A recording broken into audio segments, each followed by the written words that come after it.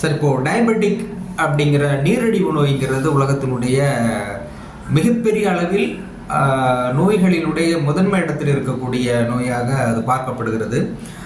இதில் பல்வேறு பிரிவுகள் வகைகள் அப்படின்னு நிறையா பிரிச்சுக்கிட்ட சப்டிவிஷனாக நிறையா போயிட்டு இருக்கும்பொழுது அதில் டாக்டர் ஸ்பெசிஃபை பண்ணுறது என்ன சொல்கிறாங்கன்னா, டயபெட்டிக் இன்சிபிடஸ் நியூரோஜெனட்டிக் அப்படின்னு 2 டைப்பில் சொல்கிறாங்க. இது எந்த மாதிரியாக மனிதர்களை தாக்குகிறது, இந்த மாதிரியான இன்சிபிடஸ் டயபெட்டிக் வந்தால் எந்த மாதிரி ட்ரீட்மெண்ட் கொடுக்கணும், நியூரோஜெனட்டிக் டயபெட்டிக் வந்தால் எந்த மாதிரியான ட்ரீட்மெண்ட் எடுத்துக்கணுங்கிறத பற்றி மருத்துவ ரீதியான விளக்கம் கொடுங்க டாக்டர். அதாவது டயபெட்டிஸ் தான், அதுக்கு பேரே நீரிழிவு நோய். தமிழில் அருமையாக பேர் வச்சுருக்காங்க. நீர் உடம்புலேருந்து இழிந்து போகிறது, நீர் உடம்புலேருந்து இழிந்து வெளியே வருது, அன்வான்டாக வெளியே வருது. அதான் நீரிழிவு நோய். நீரிழிவு நோய் பேர் கரெக்டாக. இந்த நியூரோஜெனட்டிக்ன்றதும் டயபெட்டிஸ் இன்சிபிடஸ்ன்றதும் டெக்னிக்கலாக அவங்க அப்பா நேமில் போட்டு யூஸ் பண்ணுவாங்க. பட் உண்மையிலே பார்த்தா டயபெட்டிக்னுடைய ஒரு இதுதான். ஒரு பேர் இப்போ சில பேர் சொல்லுவாங்க, வீட்டில் ஒரு பேர் வைப்பாங்க, அடைப்பெயர்னு சொல்லிட்டு இன்னொரு பேர் சொல்லுவாங்க. ஸோ எந்த பேர் சொன்னாலும் அவர் ஒரே பர்சன் தான். அடைப்பெயர்னு சொல்லுவாங்க இல்லையா, சோன்ஸோ ஐஎஸ் சோன்ஸோ. அப்போது இந்த பேர்லேயும் அவர் தான், இந்த பேர்லேயும் அவர், எந்த பேர் சொன்னாலும் அவர் தான் இல்லையா. டயபெட்டிஸ் இன்சிபிடஸ் அப்படின்றது என்னன்னா, யூரின் அதிகமாக போகும். That is called diabetes insipidus.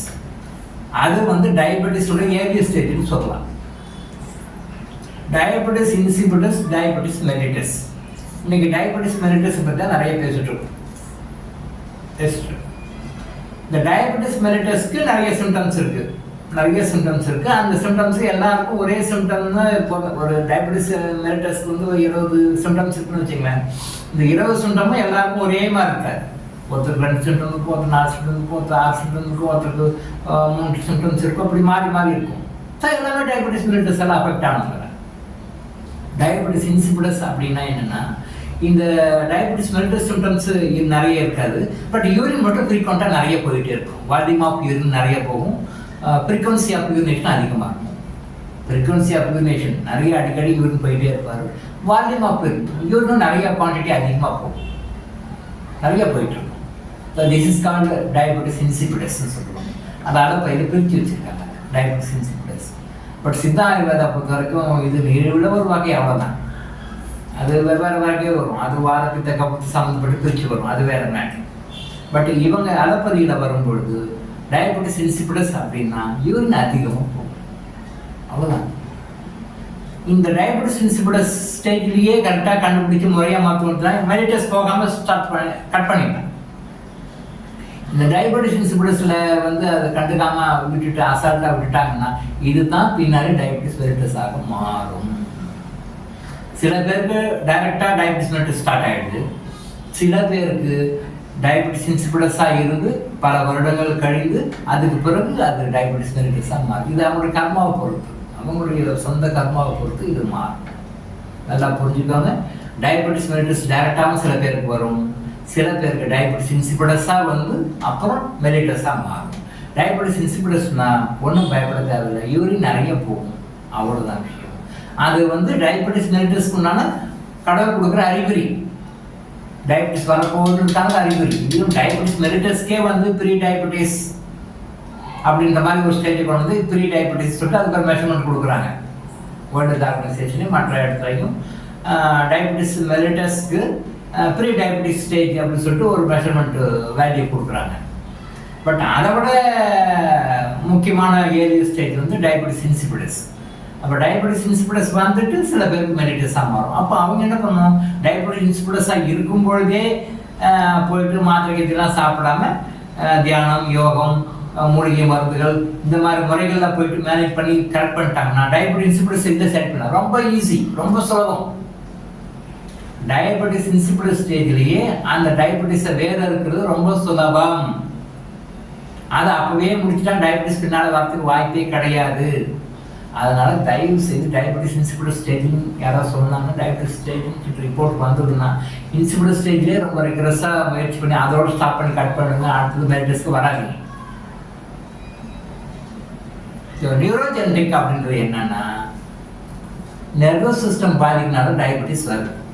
இப்போ என்ன சொல்லுவோம், கணையம் வந்து இன்சுலின் ப்ரொடக்ஷன் பண்ணலை. கணையம் ஏன் இன்சுலின் ப்ரொடக்ஷன் பண்ணலை? ஏன்? நரம்பு பாதிக்கப்பட்டிருக்கு, நரம்பு மண்டலம் பாதிக்கு. அது பல காரணங்கள் இருக்கு, வேற பொதுவாக நரம்பு பாதிக்குது. அப்போ நரம்பு பாதிக்கிறதுனால டயபெட்டிஸ் வந்துருக்கு. அப்போ காரணம் என்ன? நரம்புடைய பலவீனம். நரம்புடைய பலவீனம் என்னென்னா ஏன் நரம்பு பலவீனமாகுது? மூளை பலவீனமாக இருக்குது. மூளை ஏன் பலவீனமாகுது? கண்ணுக்கு தெரியாத ஒரு ஹீட்னால பாதிக்குது. இது யாருக்கும் தெரியும். நீங்கள் எந்த ஸ்கேன் பண்ணாலும் எந்த ரிப்போர்ட்டையும் அந்த ஹீட் தெரியாது. மூளையும் கல்லீரலும் கணையமும் ஓவர் ஹீட்டால் பாதிக்கும் பொழுது டயபெட்டிஸ் வருகிறது. நீங்கள் எந்த பேர் சொன்னாலும் சரி, டயபெட்டிஸ் வருவதற்கான மிக முக்கியமான காரணம் ஸ்டெப் பை ஸ்டெப் 10 ரீசன் இருந்தீங்க. ஃபர்ஸ்ட் ரீசன், அடுத்த ரீசன், அடுத்த ரீசன், அப்படியே உள்ள போகும்போது முதல் காரணம் வந்து நீங்கள் எக்ஸ்டர்னலாக பேசும்பொழுது 3 உறுப்புகள் ஓவர் ஹீட் ஆகும். மூளை, கல்லீரல், கணையம். இந்த 3 ஓவர் ஹீட் ஆவதனால் மட்டுமே தான் டயபெட்டிஸ் வருது. இது வெளிப்புற காரணம். உட்புற காரணம் வேற, நான் அதுக்கு பேசுகிறேன். வெளிப்புற காரணம் மட்டும் பேசுகிறேன். இந்த 3 ஹீட்டையும் இன்னைக்கு வரைக்கும் எந்த கண்ட்ரிலையாவது எந்த மெஷின்லையாவது ஆராய்ச்சி பண்ணி இது ஹீட்டுன்னு சொல்ல காட்டியிருக்காங்களா? காட்ட முடியாது, காட்ட மாட்டாங்க, காட்ட தெரியாது. நம்ம உடம்புல ஹீட் இருக்குன்னு சொல்கிறோம். அந்த ஹீட்டை மெஷர் பண்ணுறதுக்கு பேராமீட்டர் வச்சு செக் பண்ணி சொல்கிறோம்.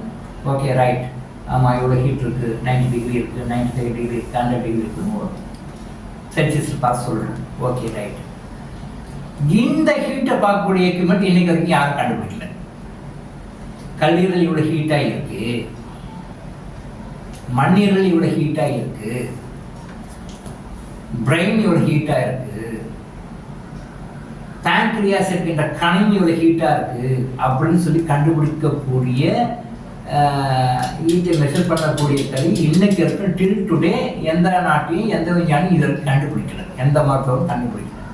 அதனால் நம்ம என்ன பேசுறதெல்லாம் பாதிக்குது. ஏன் பாதிக்குது? ஓவர் ஹீட்டால பாதிக்குது. இது கண்ணுக்கு தெரியாத ஹீட். இந்த கண்ணுக்கு தெரியாத ஹீட்டை சித்தர்களும் யோகிகளும் முனிவர்களும் ஞான திருஷ்டியினால் கிளேர் வாயன்ஸ் என்கின்ற ஞான திருஷ்ணா எல்லாம் பார்த்து இதெல்லாம் பாதிச்சிருக்கு, இந்த சக்கரங்கள்லாம் பாதிச்சிருக்கு, இந்த உறுப்புகள்லாம் பாதிச்சிருக்கு, இதெல்லாம் டயபெட்டிஸ் வருதுன்னு சொல்லியிருக்காங்க, சொல்லிட்டு போயிருக்காங்க, பாடல்களை எழுதி வச்சுட்டு போயிருக்காங்க. அதான் விஷயம். ஸோ இந்த வார்த்தைகளில் நிறைய மாறி மாறி வரனால பயப்படாதீங்க. எல்லாமே டைப்ஸ் ஆஃப் டயபெட்டிஸ் தான்.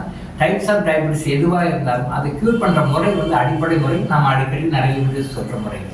இந்த முறைக்கு தான் ஃபாலோ பண்ணாலே நீங்கள் டயபெட்டிஸ் இல்லாத வாழ்வை கண்டிப்பாக வாழ முடியும். டயபெட்டிஸ்க்கு மருந்து இல்லை, அதை குணப்படுத்த முடியாது அப்படின்ற கருத்து தவறான கருத்து.